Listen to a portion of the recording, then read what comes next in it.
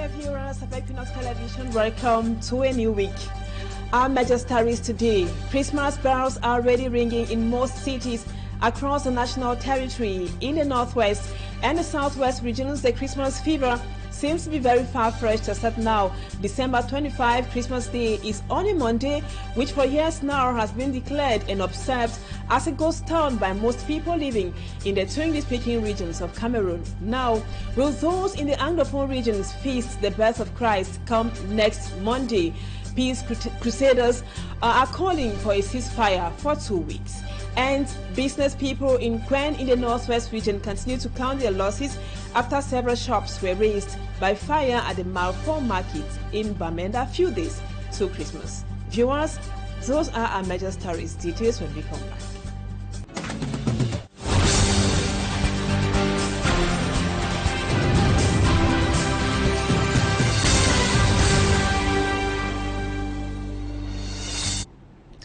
Welcome back, viewers. Thank you so much for the confidence. And now, a few days to Christmas, the Christmas bells are ringing in most towns and cities across the national territory. Markets are filled to capacity, mostly the central market in the Douala 2 subdivision, where the sales of clothes and shoes is fast gaining ground as end-of-year festivities draw nearer. Our reporter, Lucy Liengu Esie, was at the Douala Central Market. She spoke with some traders who confessed they abandoned their initial businesses for the sale of clothes and shoes, which are profitable at this moment.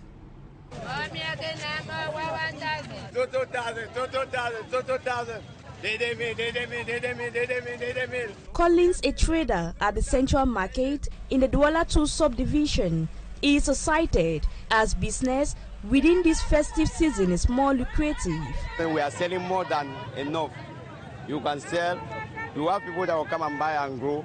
Although the council police are disturbing up and down, they are broken places, but at least we are trying our best now. Having other income-generating businesses in his mind, he prefers selling dresses, mostly gowns of different designs. I started last year, December, and then I had a break because after December, the business is not actually moving that way, so we rest and look for another things to be doing. Last year, my model was not this one, was actually the other model of which I have not made it this year. Because at least after that, customers are forced to look into and see new things in the market. So we decided to bring up another new model so that at least they can afford it. Just like Collins, another trader says on ordinary days she sells black nuts, but within this period she decided to sell Christmas dresses for children. Another day I sell black, cook black, sell them. With the sell customer day, with the guy we own small money. The selling of dresses of all ages and shoes has gained the market. It is difficult for road pedestrians, no vehicles to move.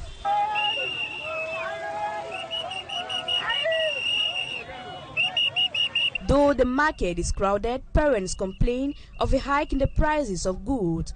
Notwithstanding, they are obliged to satisfy their kids within this festive season. And now, how is Christmas going to happen or celebrated in the two warring English-speaking regions of Cameroon? We know December 25 is Christmas Day. It's a Monday, and it's also Ghost Town Day. And Barrister Tumfo Nico Hale, who is a peace crusader, is calling on the separatist fighters to observe a ceasefire, so as for those in the northwest and southwest regions to be able to celebrate Christmas. Let's now have more with Babila Jonathan.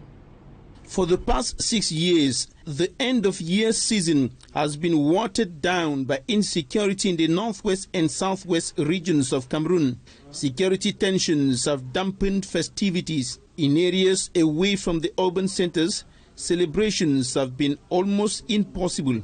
This year, the situation will likely be more difficult because of the fact that both the Feast of Nativity and New Year are on Monday, a day on which separatist fighters have imposed what is today known as Operation Ghost Town, in which all activities are brought to a standstill across the regions. It is in this context that international lawyer and peace crusader Ntumfo Barrister Nico Hale has called for a ceasefire to enable inhabitants of the two regions to celebrate without fear of bullets, kidnapping, abduction, and even death. Tumfo barrister Nico Hale made this call as he received 3 awards, adding to the numerous distinctions he has received globally for crusading peace for over 4 decades now. To him, there can be no genuine peace in any society in the absence of core moral values, including love, justice, harmony, equity, accountability, respect, fairness, and the fear of the Lord. And now in Bamenda, some traders continue counting their losses after shops were burnt into ashes at the Marfo market in Kwen in the Bamenda 3 subdivision. The city mayor for Bamenda blamed the fire on high voltage. Let's now have more with Smart Njikan Gabriel. Business operators at the Mile 4 market in Kwen Bamenda struggled to put things together after a fire incident that occurred at the market destroyed 10 stores. Witness accounts say none of the traders was able to save its goods due to the intensity of the fire. As we came in that night, we were struggling to pack our things for security purpose because the fire was very heavy in the way that if you cannot try to pack our things, then maybe everything will get burned. So now I'm here now trying to arrange how we can set up back the shop, but other shops are already down. Nothing has come out from other shops, nothing at all. Thanks to the intervention of the firefighters soldiers, the fire was stopped from spreading to other shops within the market. The city mayor of Bamenda Council blamed the incident on high voltage after the return of power.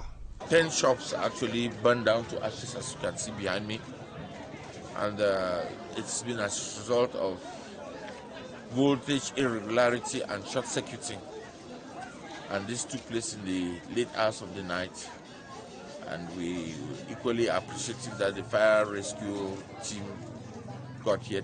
Even though no lives were lost as a result of the incident, the properties destroyed have been estimated at over 10 million francs CFA.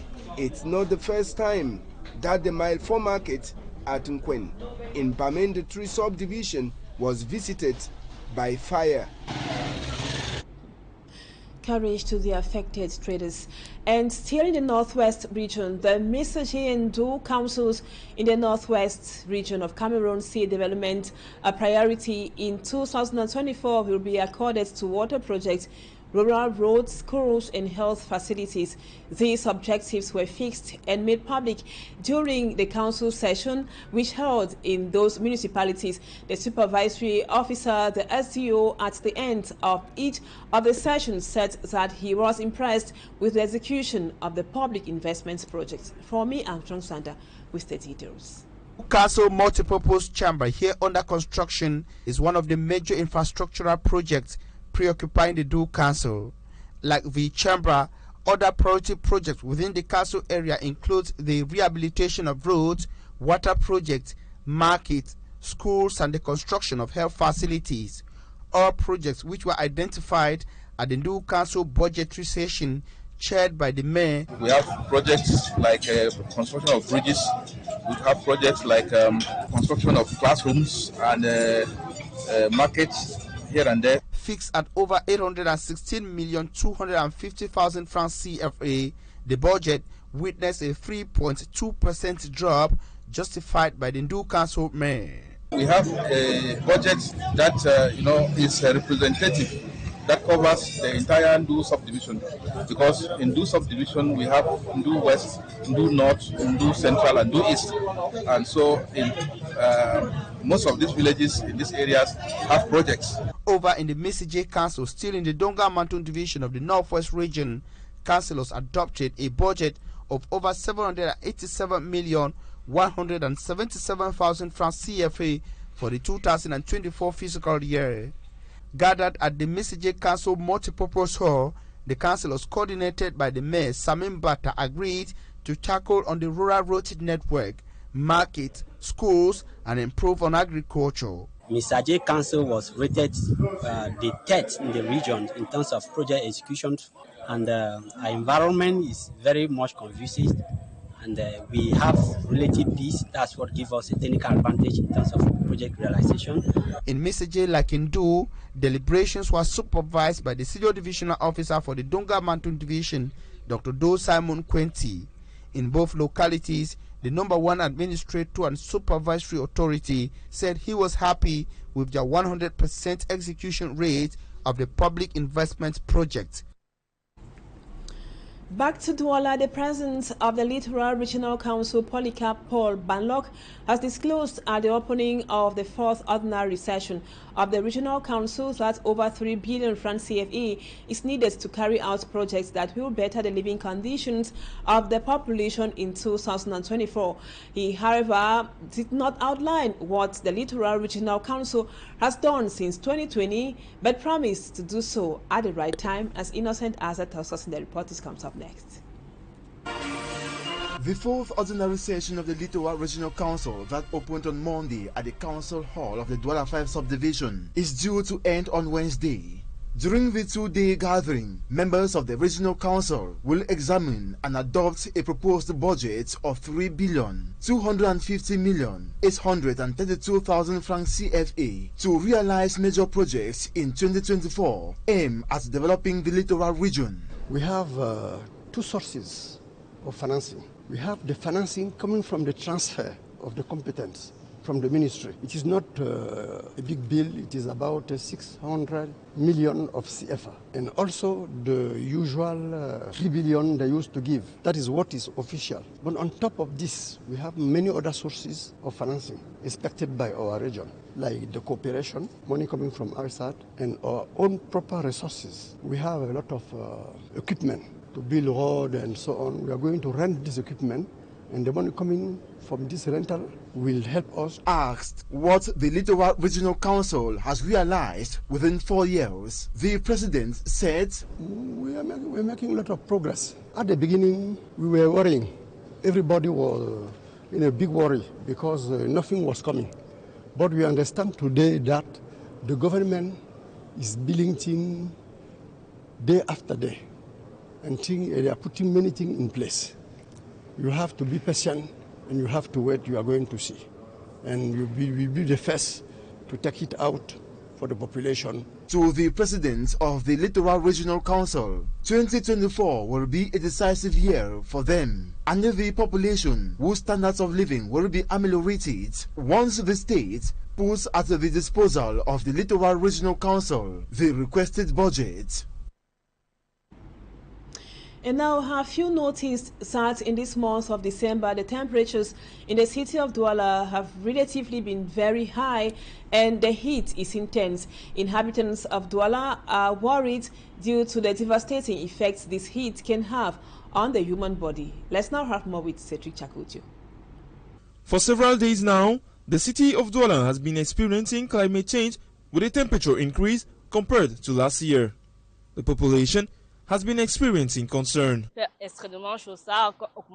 en tant qu'habitants de Douala, les moustiques vont nous finir. Us as inhabitants of Douala, it is not easy these days. There is too much heat, mosquitoes will kill us. I'm obliged to wear light clothes for me not to sweat.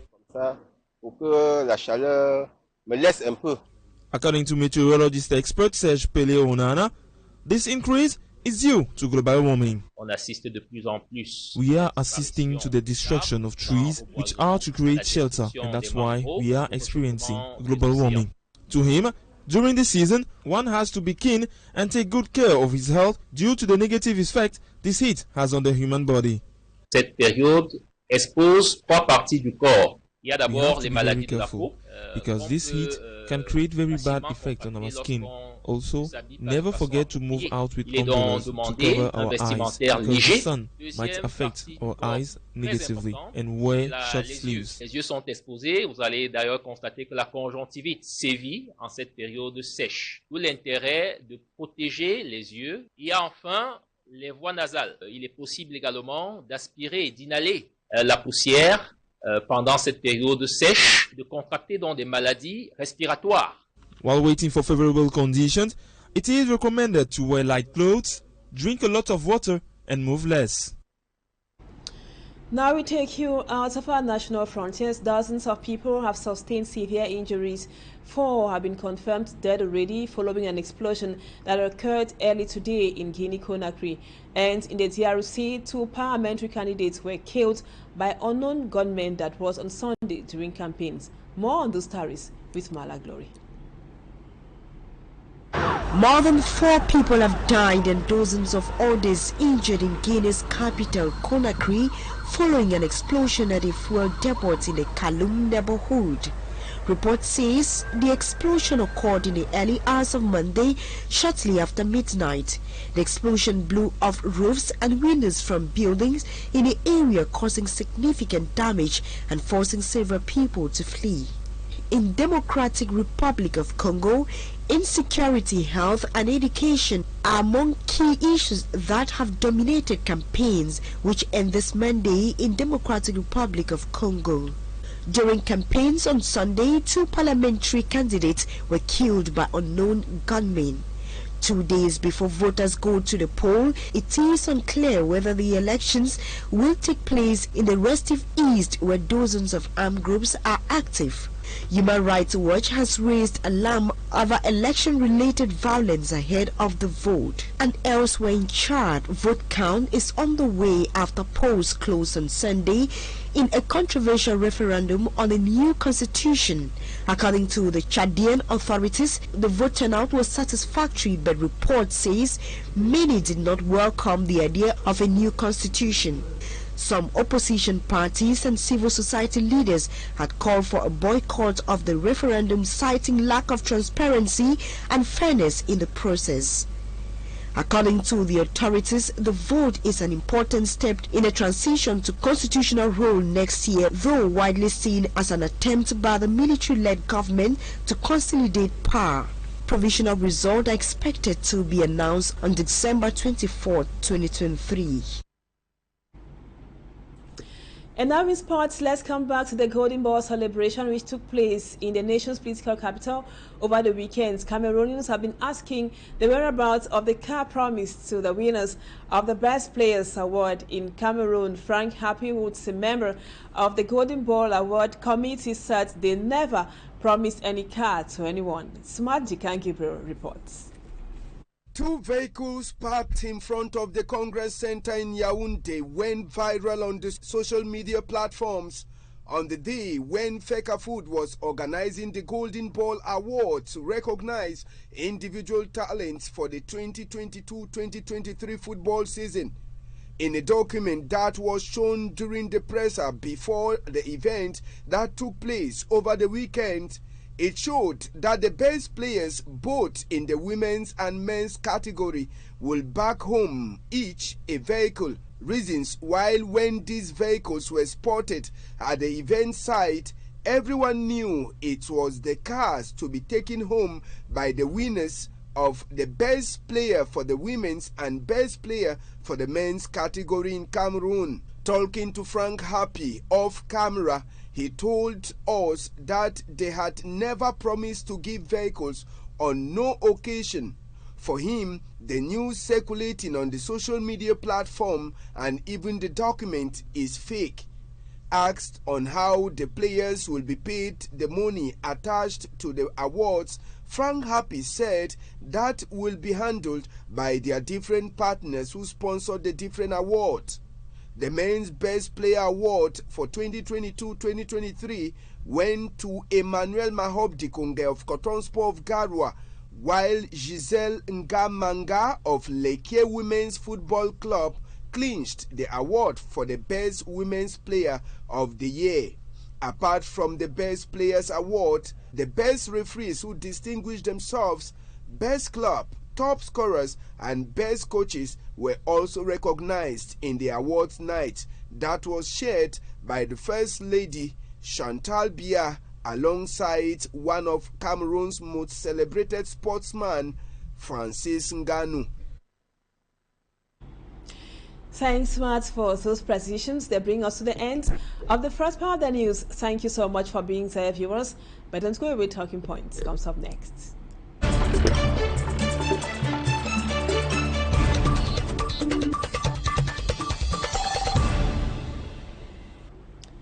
Welcome back, viewers. Today we are discussing on how Cameroonians in the English-speaking regions of Cameroon are going to celebrate Christmas. Christmas Day is on Monday, and it is ghost town in the English-speaking regions of the country. Now, peace crusaders are calling on the separatist fighters, in fact, the two warring factions, to observe a ceasefire so those in the northwest and the southwest regions can celebrate the birth of Jesus Christ. That would be on Monday, December 25. And our guest tonight is Barrister Gabi Ambo. He is a human rights activist or crusader. Thank you, Barrister, for accepting to be our guest on Talking Point tonight. Right away, what, according to you, is the security situation in the northwest and southwest regions at the moment, let's say, few days to Christmas? Anabila, thank you for the question.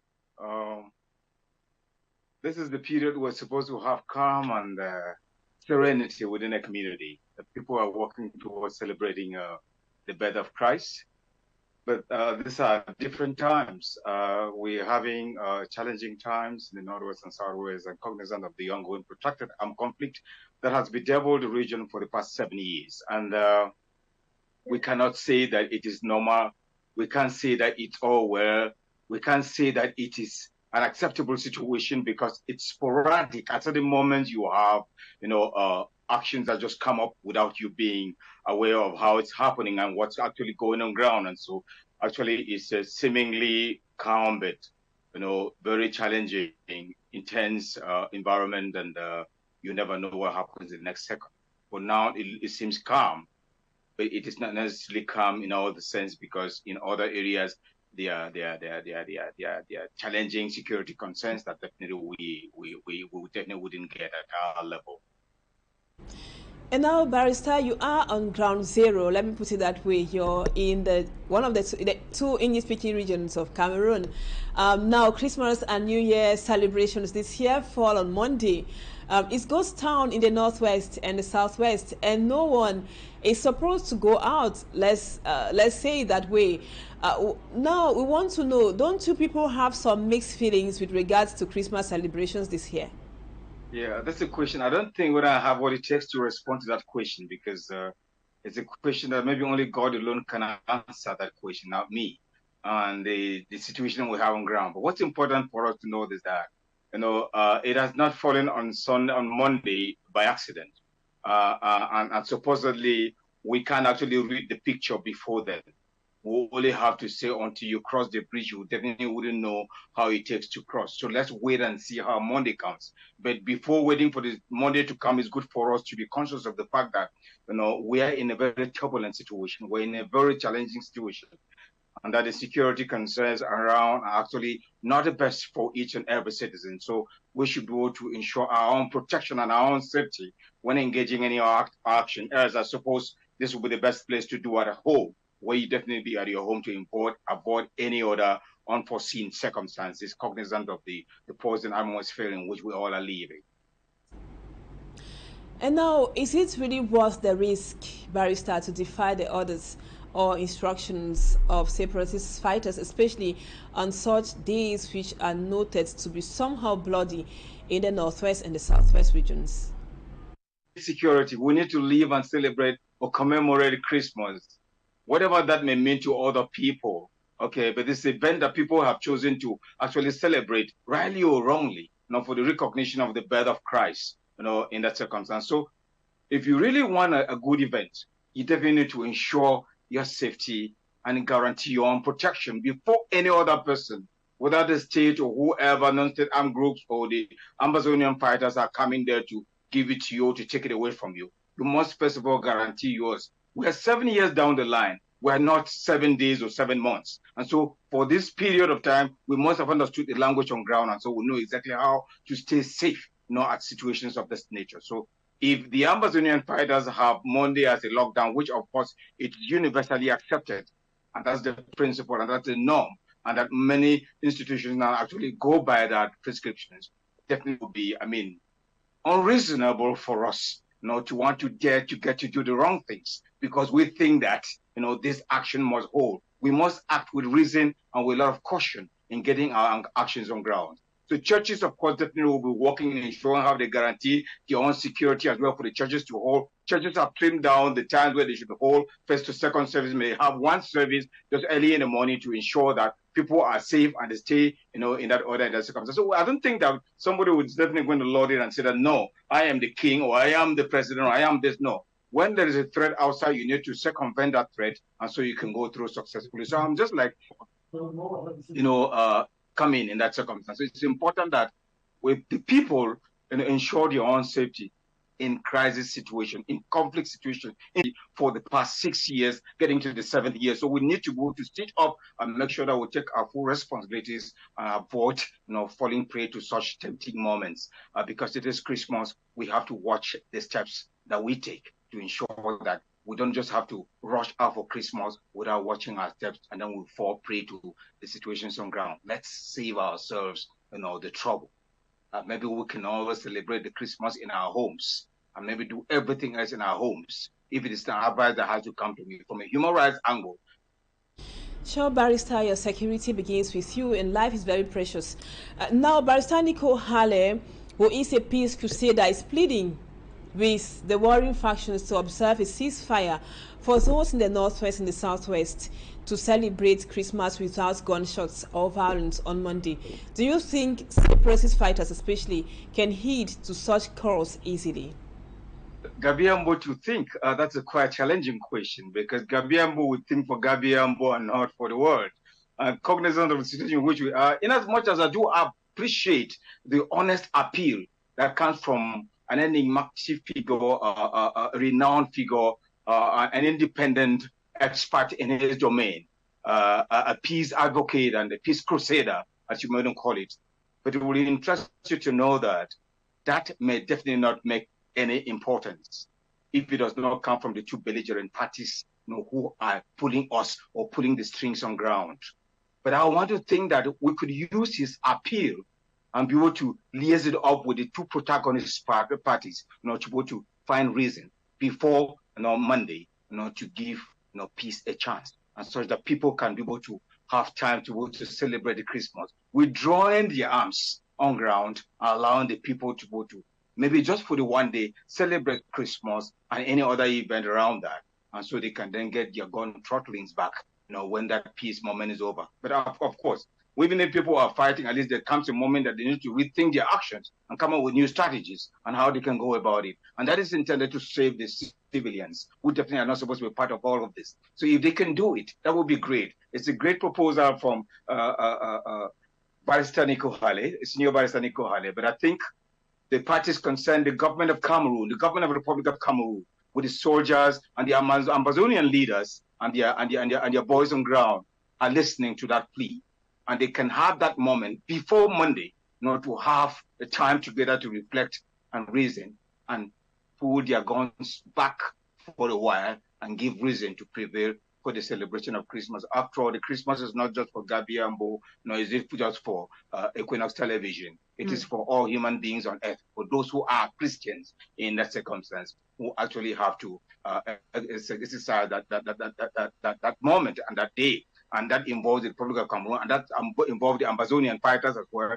And that involves every other person without discrimination that is a Christian in that circumstance. So I think we can let our reason prevail by giving a chance, to peace. And we ensure a ceasefire, for the moment that can enable us, to celebrate effectively the birth of our Lord Jesus Christ, or commemorate. Thank you so much, Barrister. I would have loved to get from you if there is any possibility for those in the northwest and the southwest regions to celebrate one day after, that is on Sunday the 24th, or one day before, that is on Sunday the 24th, or one day after, that would be on Tuesday the 26th. Well, maybe we come to that possibility or your response in our subsequent news editions. Thank you again for accepting to be our guest on Talking Points. Viewers, thank you so much for being with us on Equinoxe Television. Don't go away. Our programs continue, the news in the French language at 8 p.m. with Nadine Yambo, and at 7 p.m. Equinoxe. Stay with us on Equinoxe Television and see you again tomorrow. Bye-bye.